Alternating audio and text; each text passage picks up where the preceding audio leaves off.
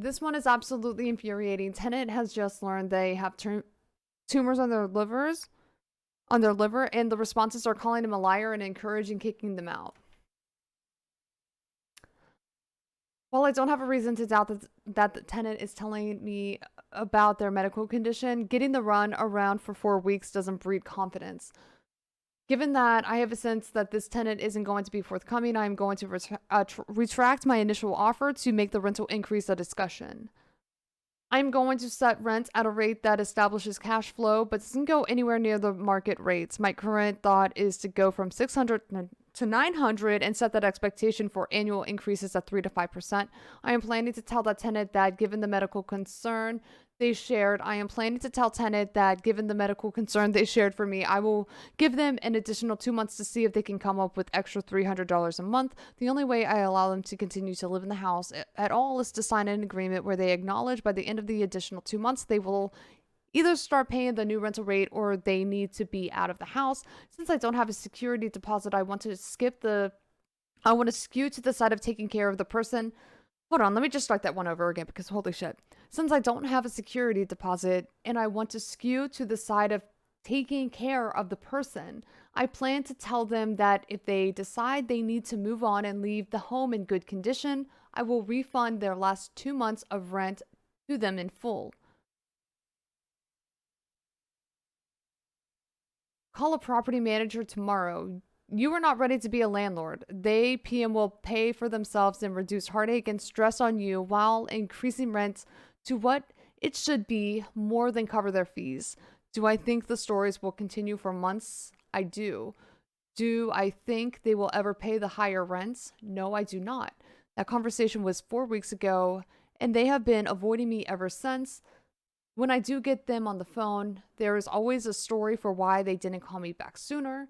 Today, I was able to get the tenant on the phone and was hoping to set up a time to discuss the rental increase and sign a lease. The tenant informed me that they could not meet until they got results back from the doctor, and they had some tumors in their liver. They promised to call me Sunday to set up a meeting for Monday or Tuesday. So far, the tenant has canceled 2 different meetings and is yet to take the initiative to reschedule. An additional piece of history, this tenant gave my appraiser the runaround for 2 weeks and nearly delayed things enough to cause me to miss a closing.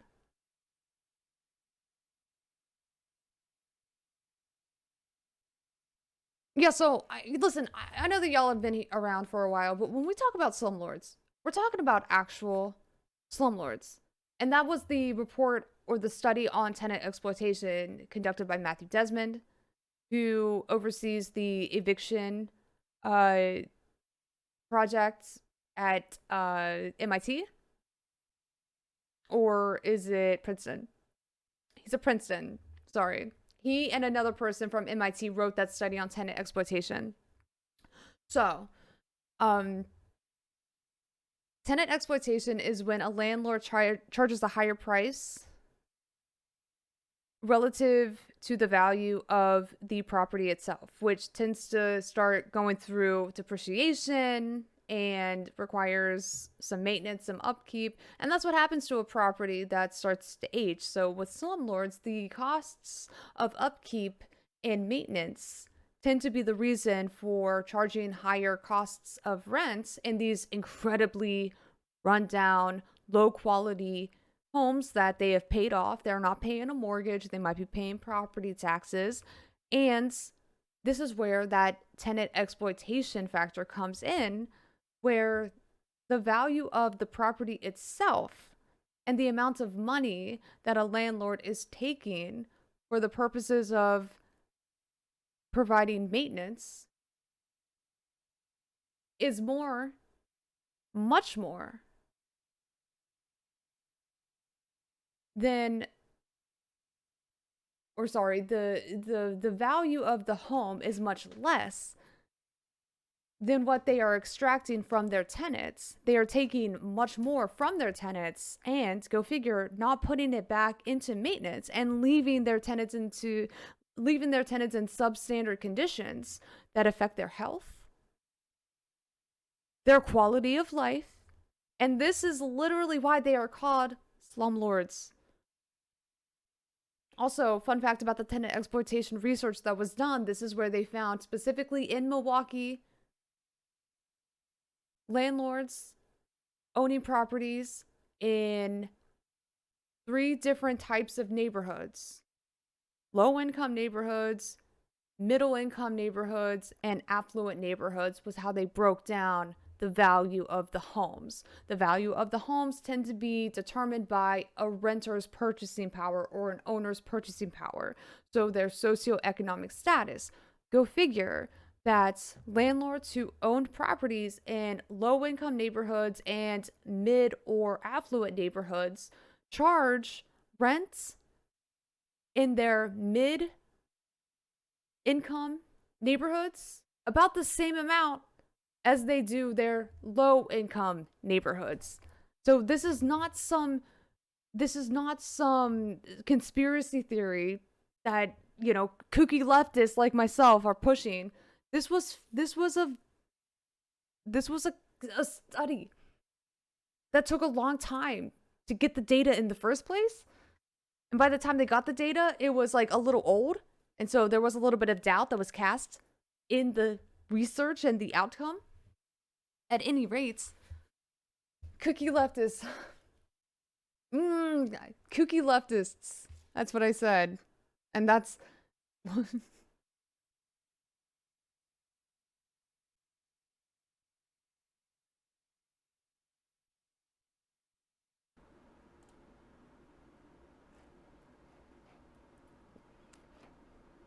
Yeah, so Matthew Desmond's at Princeton, then his co-author, Nathan Wilmers, MIT. This is like my go-to. This is like my Bible. It's like my second read. It's like my second read book.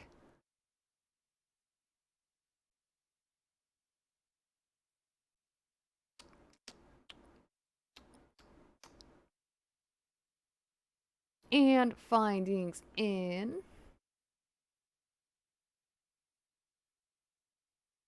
Milwaukee.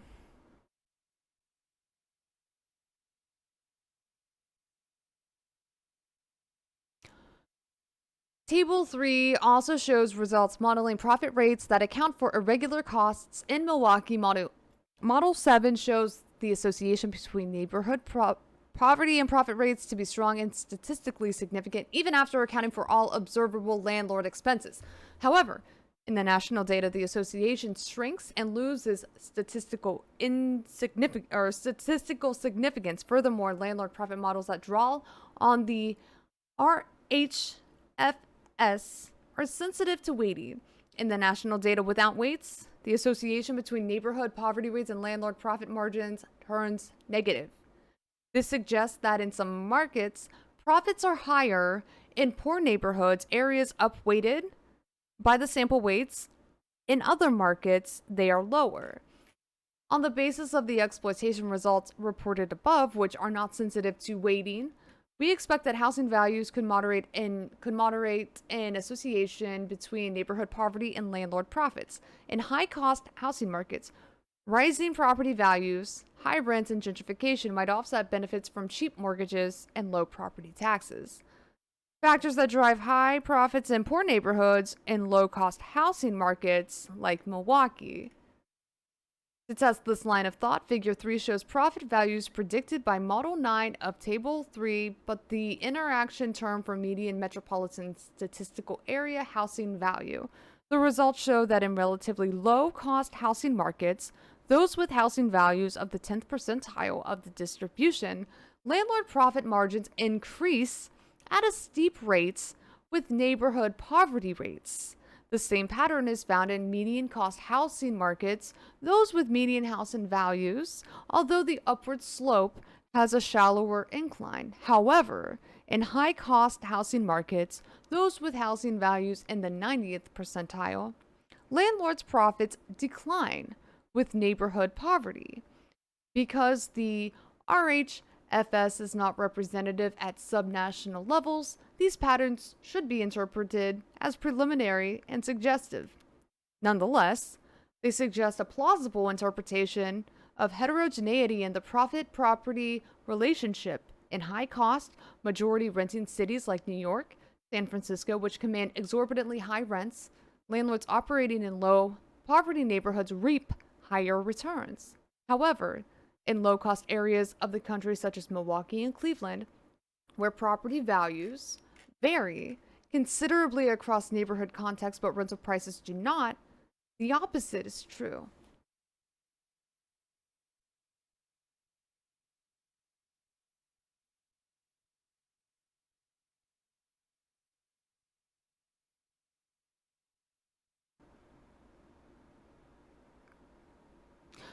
So, like, the report goes on to show that profit margins in low income neighborhoods aren't just a little, they're a lot.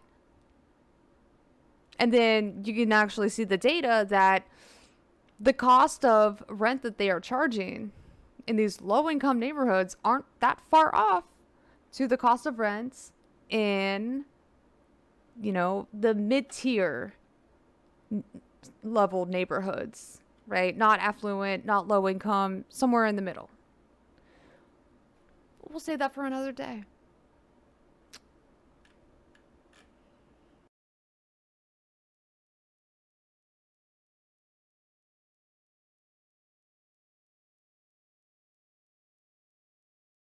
They're paying lower costs to the to own the home, whether or not they have existing mortgages or debts that they're paying down.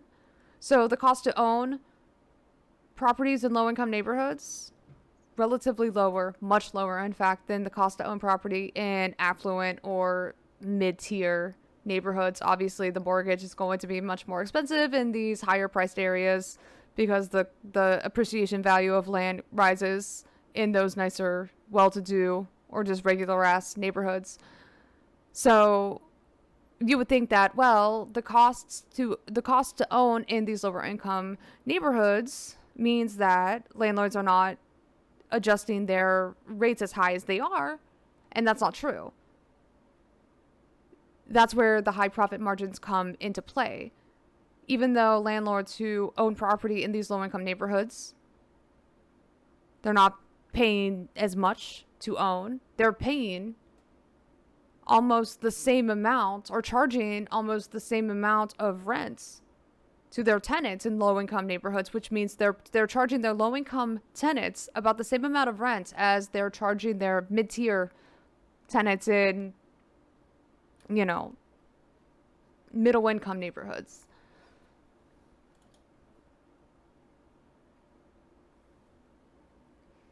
It's almost as if like landlords don't feel bad that they're willing to take literally their low income tenants' last fucking dime. They don't feel bad at all. They do it all the time, in fact. Real sick shit, actually. Real sick shit.